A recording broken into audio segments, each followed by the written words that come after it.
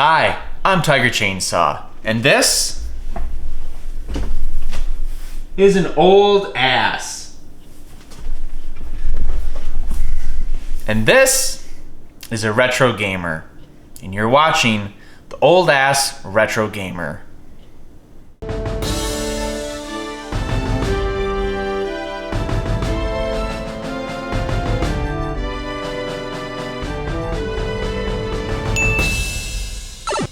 Hey everybody, Chris, the Old Ass Retro Gamer here, and welcome to Day 13 in the Licensed Video Game Challenge.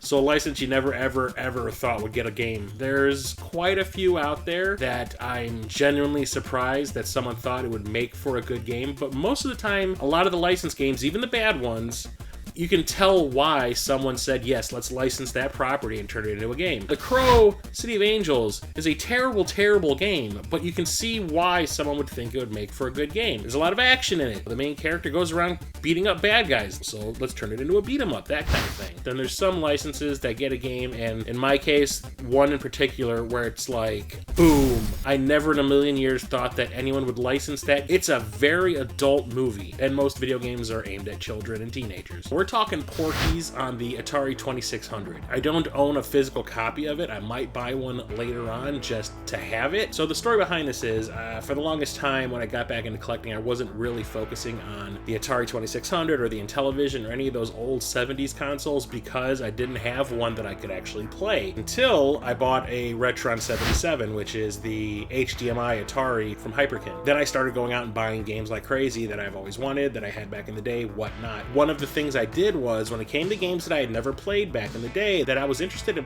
possibly buying now, I did the cardinal sin of downloading a ROM just so I could try it out to see if it was something that I would enjoy, and then would eventually spend some money on to own a physical copy. This is me we're talking about. I downloaded as many licensed games that I'd never played on the 2600. And once I got around to playing Porky's, I was just like, what? Back in the day, these games were aimed at kids, and Porky's was an R-rated sex comedy about a bunch of teenagers who wanted to get laid before they graduated high school. So, let's talk about this game. The goal of the game is you play as Pee-wee, who is one of the main characters of the movie, and you're trying to get to Porky's, the strip club, so you can blow it up. I've only seen the original Porky's movie. I haven't seen any of the sequels, so I don't know if that's something that actually does happen in the films. As with most Atari 2600 games and games of that era, you don't really have stages, you have screens. There are trials you need to go through in order to get to the strip club. So you start off in the street, and there are multiple lanes of traffic. There's like a boat you need to avoid, cars, pigs, bouncers. You need to weave through these obstacles in order to get to Porky's. If you get touched by one, you get sent down to the swamp, which if I remember correctly from the movie was like underneath Porky's. You need to collect ladder rungs in order to be able to climb back up to the street. And you do that by pole vaulting across the swamp, back and forth until a rung appears on the platform above you. And then you can actually literally pole vault and fling yourself off the pole to land on the platform and grab it and add a rung to the ladder, then drop back down. Do this over and over again until you have enough rungs built up that you can climb back up. And once you do that, you are in the shower scene from the movie where all the main characters were trying to peep the girls showering at school, and you have to avoid Ballbreaker, who is like prowling the shower. You have to knock an item off this upper platform and like knock it down into the swamp. She will kind of follow it, and then you can climb up above the shower back up to the street. And every single time you complete this swamp and shower scene combo, one of the lanes of traffic that you normally have to avoid gets shut down, so you don't have to worry about it anymore. Once you're able to cross the street, you get to the scaffolding that takes you to, I'm assuming, the sign of Porky's. It makes no sense. You have to find the right path to climb up the scaffolding to get to the top of the screen and avoid Porky, who is like prowling around at the bottom of the screen. Once you do that, there's Pee-wee on one side of the screen, an explosive detonator on the other side of the screen, right out of a Looney Tunes cartoon. You run over, jump on top of it, Porky's gets destroyed, demolished, falls to the ground, game over. Start all over again, because it's an Atari 2600 game. The things I remember the most about when I was playing it was, number one, the controls are pretty craptastic. That whole pole vaulting thing barely works, because you have to run up to the pole, hold down the button on the joystick, And once you do, you'll start to do the pole vault, but you have to let go at a specific time in order to get flung up to the platform overhead. Otherwise, you're just constantly going back and forth to both sides of the swamp. When you're required to climb things, it's unclear if you need to be in front of the thing you need to climb or next to it.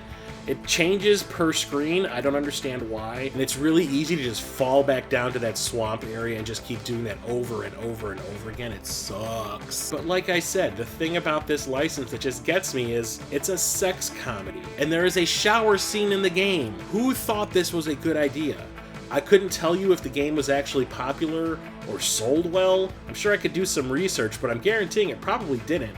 This was released from 20th Century Fox's video game publishing department, and they released a whole bunch of weird things back in the day, like there's a Flash Gordon game, there's one based on MASH, they did Megaforce, and then they also released original games too, like Crypts of Chaos, which is pretty awesome if you ask me. I can't honestly recommend it, but as a curiosity, I might just own it to say, yeah, I own a video game based on a sex comedy that was all about the boobs and the naughty bits. And even to this day, it is the strangest thing to be able to say out loud.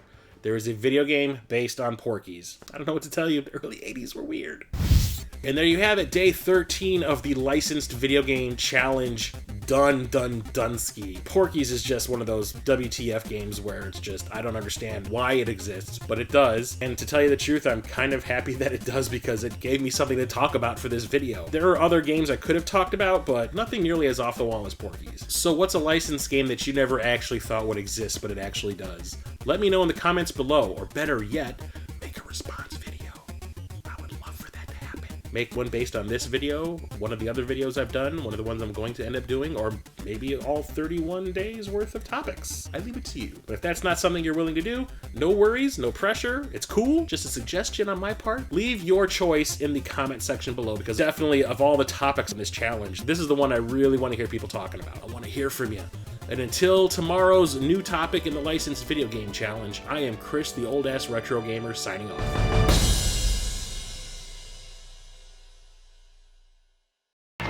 Boys, the locker room.